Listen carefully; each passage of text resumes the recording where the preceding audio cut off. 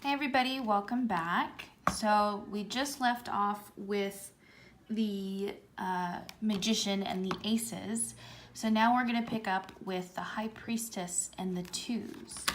So here's the High Priestess, and then the Two of Pentacles, the Two of Swords, the Two of Wands, and the Two of Cups. So now that I've kind of explained the process that we saw with the Aces, you'll see that there's going to be a repeating pattern now as we go through each of the different major Arcana cards and their matching minor Arcana cards. So we talked about the Fool's Journey and how he first comes across the Magician, and then his second step is coming across the High Priestess. She represents the second step in manifestation, which is converting thought into word. So like you see, we have two pillars here. And as I discussed before in the Major Arcana video, we talked about how the High Priestess is a representation of higher knowledge and how that higher knowledge can basically help you make a decision. Typically, people with the number 2 will represent like a fork in the road, or the need to make a decision, or sometimes a mental block, things like that. So now let's take a look at how this High Priestess energy is in relation to the suits. So like last time, let's start again with the Pentacles. As we talked about, the Pentacle energy is the energy for Earth and Earth signs. And so again, it can represent physical abundance, material, wealth, money, physical jobs, trade jobs, that kind of a thing. So as always, just analyze the picture and talk about what you see. So we see a man here, looks like he's juggling 2 balls with the infinity symbol between them. And then behind him, there is ocean that looks like it's very rocky waters.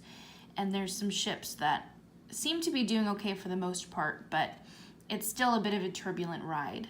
So when you're talking about the number 2 in comparison to the Pentacles, it's very clear here that the energy is trying to juggle too many things at once. And this could mean, again, it depends on the context of the reading, but it could be something like someone is juggling too many different jobs, like maybe they have too many different side hustles and they have to focus on one specific thing, or maybe they're trying to balance school with work, maybe they have multiple different kinds of jobs, or even it could be like trying to balance the idea of a job that would seem practical to others with something that would seem more futuristic or maybe like adventure kind of seeking. I don't know if that makes sense, but you get the idea that the Two of Pentacles is about juggling things.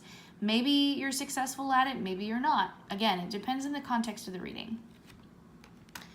Next is the Two of Swords. So you'll see here, again, there's a lot of like similar themes, like how we talked about with the Aces, that it all kind of looked like a hand bringing in a specific item. Here you can see that there's like two, like the individual question is between 2, where in this case actually they're together. So that's another interesting way to look at it. But basically it's one person in between 2 issues. And so for the Two of Swords, you have a woman here blindfolded holding 2 swords across her heart chakra, and she's sitting in front of water, which could be a sign for maybe avoiding listening to their intuition. Then above, there's the new moon energy.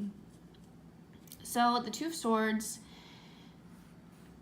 again, swords represent mental thinking, intellectual thinking, rational thinking, logistics, strategy.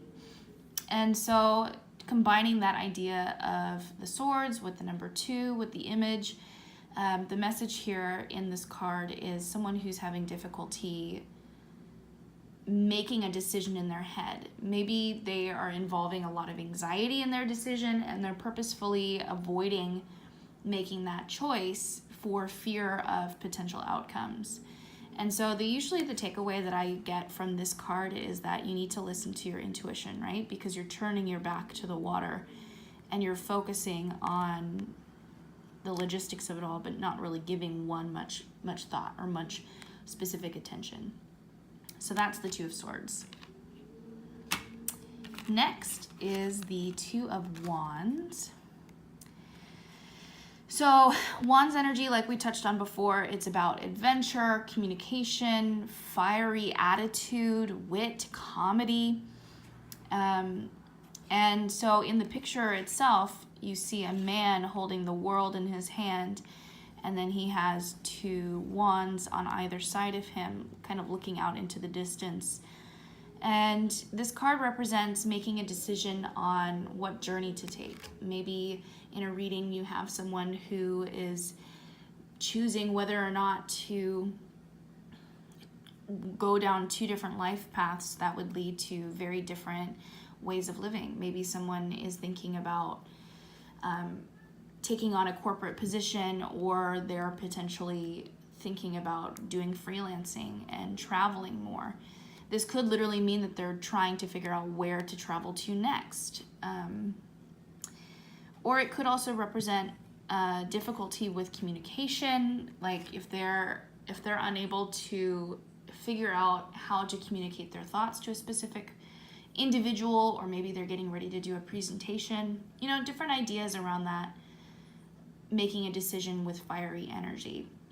So you can see how when you understand the meaning behind the symbolism and the numerology, it's very easy to intuitively interpret these cards.